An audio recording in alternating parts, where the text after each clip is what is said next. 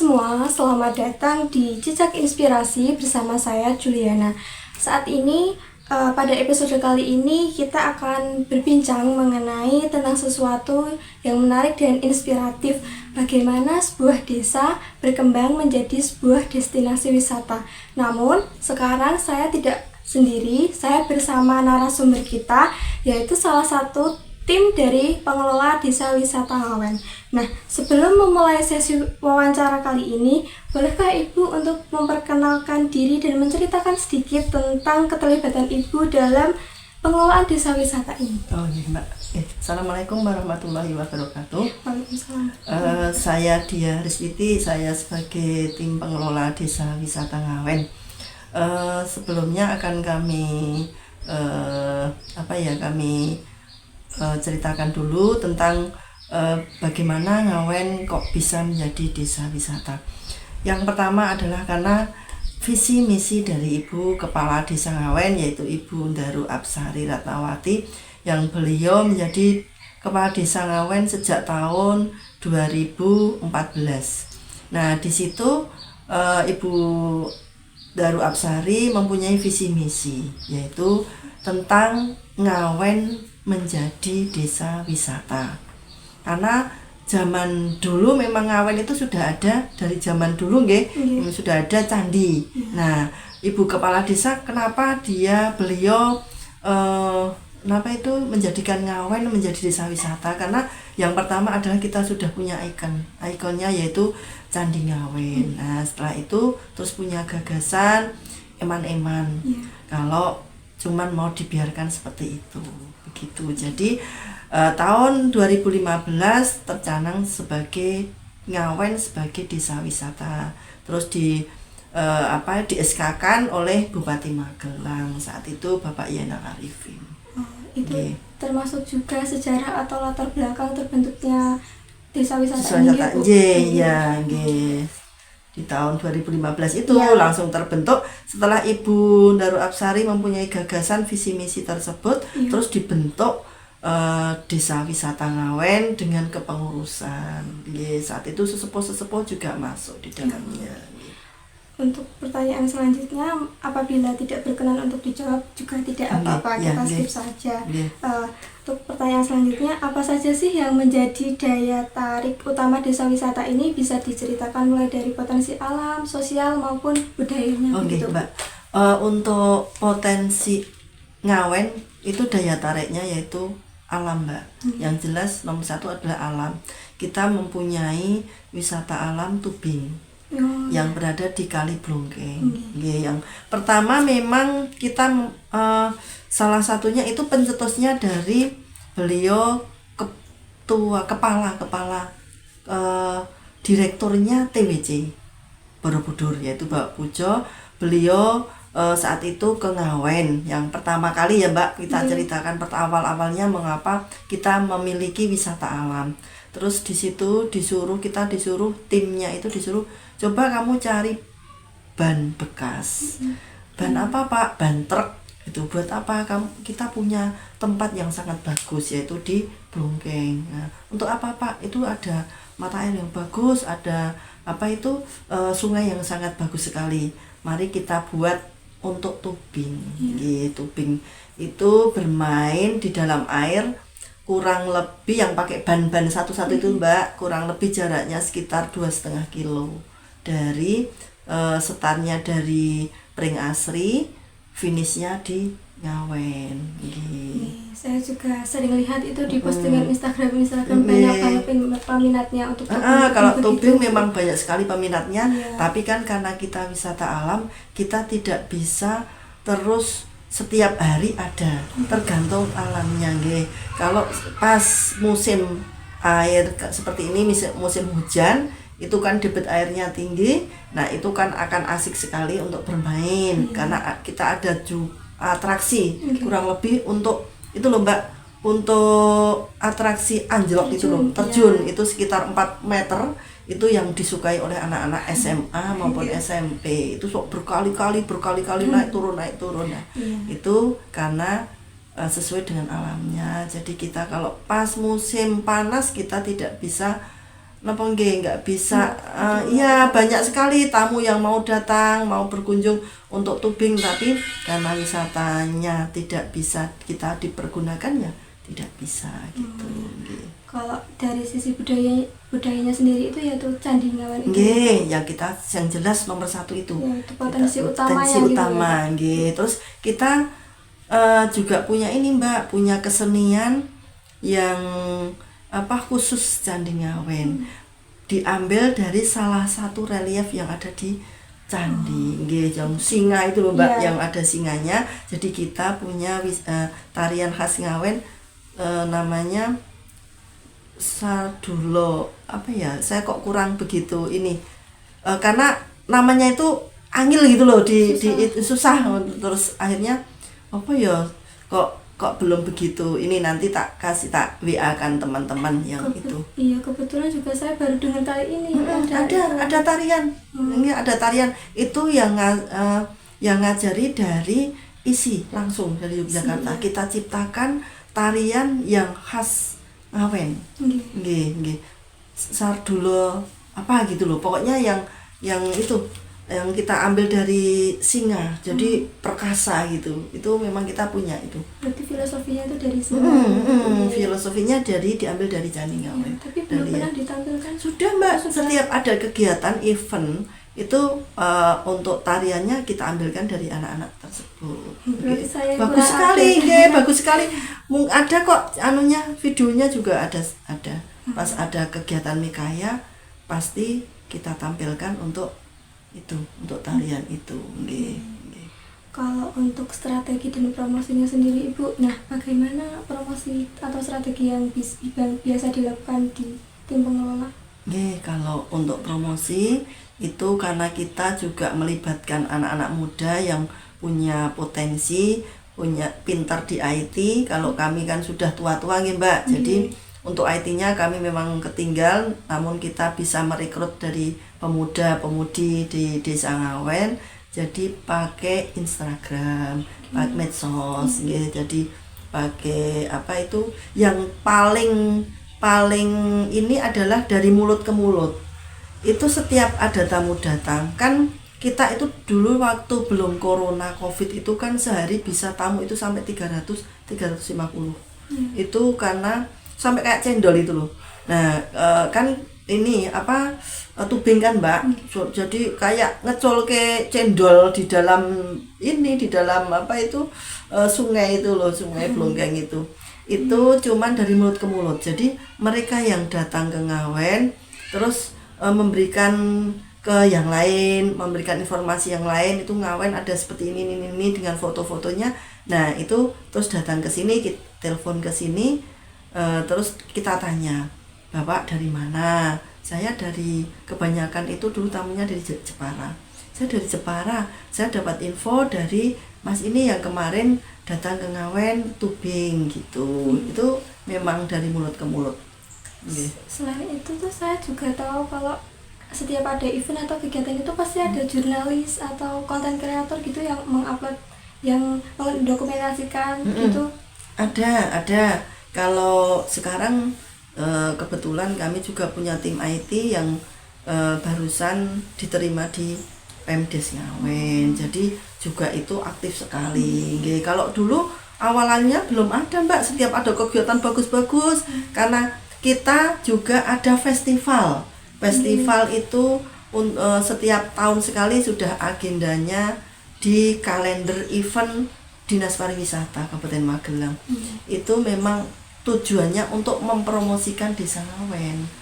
Dengan adanya festival itu tamu yang datang memang langsung melonjak. Peminatnya juga banyak. Banyak. Kalau tubing itu peminatnya juga banyak. Selain tubing, kita juga punya edukasi wisata Mbak. Jadi kita keliling naik andong. Kan untuk mengganti ibu-ibu yang sepuh yang tidak kerso tubing karena tidak keberanian juga tidak ada. Nah, itu kita ajak ke keliling desa naik andong, keliling desa naik andong. Itu nanti ke UMKM yang ada. Kita menjual proses prosesnya, proses pembuatan. Oh. Jadi contohnya kita punya UMKM Duran Garan Pacul, tahu? Iya. Itu tidak dimiliki oleh di mana-mana. Kita Daerah susah. Ya di daerah lain susah kita mau mencari mana yang buat duran. Nah, kita dari limbahnya duran tersebut yang sudah tidak terpakai itu dibuat souvenirnya desa wisata Ngawen seperti bandul kunci, bandul kalung dan lain-lain, sendok seperti itu loh Mbak, yang untuk tekan kalau kiai iya. sepuh. Nah, itu juga limbahnya dari duran tersebut. Berarti juga selain ada candi, terus dari topeng itu potensinya itu ada di doran itu tadi. Ya, ada doran, ada jenang kerasian. Jadi kalau jenang kerasian itu pembuatan yang masih alami, seperti zaman dulu masih pakai itu Mbak, kayu bakar. Terus masih diaduk sampai ini loh keringetan. Aduknya sampai luar biasa itu. Nah, kalau zaman sekarang kan sudah pakai alat. Kalau zaman dulu itu, zaman sekarang ini kan banyak yang pakai alat, tapi ini masih alami. Pembuatan jenang kerasian. Terus sekarang punya ronce melati, Mbak. Nah, di sini kebetulan ronce melati berada di dusun ini, dusun Celapar. Itu hampir rata-rata satu dusun dari RT 1 sampai RT 5 pada pinter membuat ronce untuk pengantin, bermacam-macam. Itu saya buat menjadi edukasi wisata. Tetangga saya juga ada Bu, itu yang Mbak Nining itu. Ikut di sini kan. Ronce melati itu ikut di sini. Jadi ngambil di sini, dibawa pulang untuk dilonceng. Nah, kan Ibu tadi mengatakan ada festival ya begitu Bu. Nah, selain festival itu apa saja sih program atau kegiatan yang sering dilakukan oleh desa wisata? Kalau untuk desa wisata kita jelas berkolaborasi ya Mbak. Kita tidak bisa sendiri. Kita berkolaborasi, bersinergi dengan Pemdes, dengan pemerintahan desa Ngawen, karena yang mempunyai anggaran adalah desa. Sedangkan kita di bawah unitnya badan usaha milik desa, yaitu BUMDes. Desa wisata di bawah unit usaha BUMDes. Nah, dengan di lain festival itu juga kerjasama antaranya Pemdes dengan desa wisata maupun BUMDes. Di lain itu juga di Bu Kepala Desa, karena beliau yang mempunyai visi misi, berarti kan benar-benar nggak tekes sekali dengan desa wisata. Itu sering mengadakan kegiatan pakai anggaran dana desa, yaitu tentang pelatihan-pelatihan yang berkaitan dengan desa wisata. Contohnya guide ini loh Mbak, guide itu yang mengantar tamu-tamu keliling ke wisata. Itu kan juga perlu ada pendidikannya, ada pelatihannya. Itu guide tour, itu tour guide. Berarti kayak pemandu wisata. Pemandu wisata, betul. Nah, itu juga Bu Kepala Desa menganggarkan untuk kegiatan pelatihan pemandu wisata, pelatihan meningkatkan kapasitas SDM-nya, itu peningkatan pelatihan IT.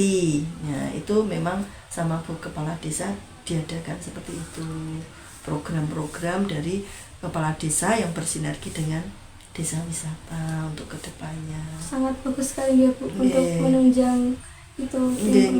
Soalnya karena memang kepala itu visi misinya Bu Kepala Desa. Jadi kan enak Mbak. Kalau enggak kan juga kita kesusahan. Apalagi dengan menyangkut dengan anggaran. Bukan biasanya. Kalau boleh tahu kan di balik kesuksesan setiap ada acara gitu kan Bu. Nah, kalau boleh tahu itu ada tantangan apa aja sih yang biasa dialami? Gitu? Kalau tantangannya banyak sekali Mbak. Tantangan kita dari desa wisata Ngawen itu yang walaupun tadi saya matur bahwa promosinya lewat IT, tapi memang faktor utama tantangan kita di Ngawen itu adalah kurangnya kurangnya promosi lewat digital, lewat apa, itu memang kita kekurangan sekali. Terkendala oleh ini Mbak, SDM.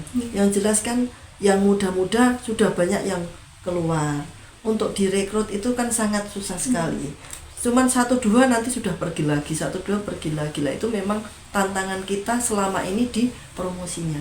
Kalau promosinya bagus, saya yakin Desa Wisata Ngawen itu pasti pengunjungnya banyak. Nggih, karena memang wisatanya alamnya kan beda dengan yang lain. Kita punya sawah hijau, kita punya tempat yang view-nya bagus-bagus, kita punya candi, kita punya sungai Blongkeng yang sangat asik untuk bermain. Cuman karena promosi kita kurang, jadi kadang tamunya juga tidak bisa banyak seperti yang lain. Kayak Borobudur ya, kalau Borobudur sudah dunia internasional, beda dengan kita. Nggih. Berarti itu tadi solusinya bisa melalui pelatihan-pelatihan. Nggih, pelatihan-pelatihan itu. Terus kita juga sama Untidar itu juga pernah kok Untidar itu ke Ngawen untuk pendampingan. Nggih, ada pendampingan dari Undip juga, dari ISI juga, dari pemerintahan Kabupaten Magelang, Dinas Pariwisata juga. Mungkin itu dari Prodi Pariwisata. Iya, dari Prodi Pariwisata mungkin gitu. Kalau menurut Ibu Titik sendiri itu apa sih kunci keberhasilan sebuah desa wisata agar bisa terus berkembang dan berkelanjutan gitu, Bu? Ya, itu kuncinya kita kan tadi belum saya maturkan bahwa Ngawen itu pariwisata berbasis masyarakat, Mbak.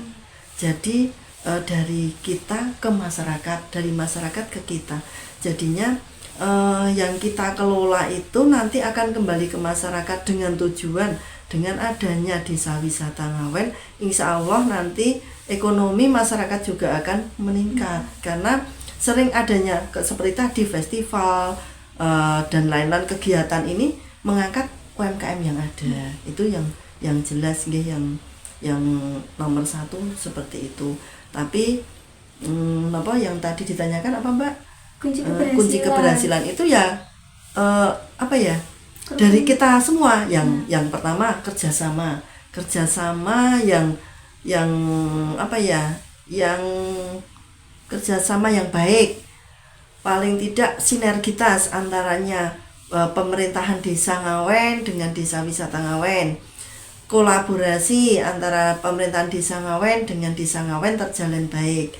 Terus masyarakatan sendiri, masyarakat di Ngawen semua itu bisa diajak kerjasama, saling guyup, saling rukun.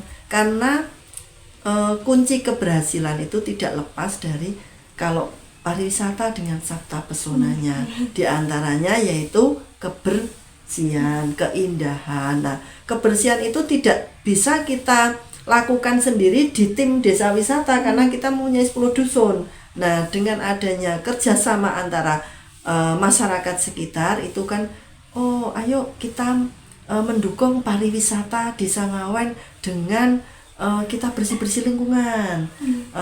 Biar kalau ada tamu wisata keliling ke dusun-dusun untuk edukasi wisata, tempatnya juga bersih, nyaman, indah. Nah, itu kan salah satunya kunci kami selama ini sampai bisa mendatangkan tamu banyak. Itu karena kerukunan kami dengan masyarakat, kami dengan pemerintahan Desa Ngawen, kami dengan tokoh masyarakat, dengan stakeholder yang ada, kita selalu bekerja sama. Saya juga lihat kemarin itu pas acara itu apa yang kemarin itu festival itu ibu-ibu PKK juga memungut sampah bersama-sama. Itu acaranya dengan kita kerjasama dengan lingkungan hidup. Jadi kita sering Mbak setiap tahunnya itu kita tahun ini festival kerjasama dengan Dinas Pendidikan dan Kebudayaan, tahun ini dengan Dinas Pariwisata, tahun kemarin 2 tahun yang lalu kita dengan Dinas Lingkungan Hidup. Memang alhamdulillah kita itu tidak pernah sendiri, kita itu tidak pernah apa ya Mbak, tidak pernah apa-apa harus gini, apa harus sendiri. Kita banyak teman, kita banyak saudara di luar sana yang mau bekerja sama dengan kita. Jadi tetap harus melibatkan. Iya, harus, tidak bisa sendiri kita Mbak. Untuk pertanyaan yang terakhir, apa rencana dan harapan Ibu untuk jangka panjang dalam pengembangan desa wisata ini? Kalau harapannya tetap menjadi desa wisata yang berkelanjutan dengan adanya kunjungan yang semakin lebih, semakin lebih, dan saya juga masih berharap kepada pemerintahan desa untuk memberikan bantuannya, yang jelas bantuan bersifat material ya, untuk menambah pengembangan destinasi yang ada di Desa Wisata Ngawen. Itu memang kita sudah punya Mbak, program, punya jangka panjang kita membuat sesuatu yang wow di Desa Wisata Ngawen. Namun semua itu tidak terlepas juga dari biaya. Nah, kalau biaya kan kita juga harus matur dengan yang kagungan desa gitu, yang punya anggaran gitu loh. Nah, itu baru kita rencanakan, baru kita buat wacana kalau kita mau membuat wisata yang seperti ini bagaimana gitu. Itu saja Bu yang perlu saya tanyakan. Mbak Terima kasih banyak Bu atas waktu dan kesempatan yang telah diberikan untuk berbincang bersama hari ini. Dari perbincangan ini saya bisa belajar banyak tentang bagaimana desa wisata Ngawen itu berkembang, dikelola dengan baik, serta bisa mampu menghadapi tantangan dengan berbagai strategi. Semoga harapan dan jangka panjang yang Ibu sampaikan tadi bisa terwujud sehingga desa wisata ini semakin maju, dikenal lebih luas dan memberi manfaat bagi masyarakat. Yang jelas itu Mbak, kami kepingin bermanfaat bagi masyarakat sekitar. Terima kasih banyak Mbak Juliana. Semoga saat kita ketemu ini nanti juga Mbak Juliana bisa bersama-sama bergabung dengan kami dari tim Desa Wisata Ngawen sebagai kader, kader sebagai generasi penerus untuk memajukan desanya sendiri. Kalau ada salahnya mohon maaf. Dari saya mungkin memang masih banyak kekurangan nanti bisa ditanyakan. Kalau ada yang kurang bisa ditanyakan kembali. Demikian sesi wawancara kali ini, semoga bisa menjadi inspirasi dan motivasi bagi desa-desa lain untuk berinovasi dan terus berkembang. Terima kasih.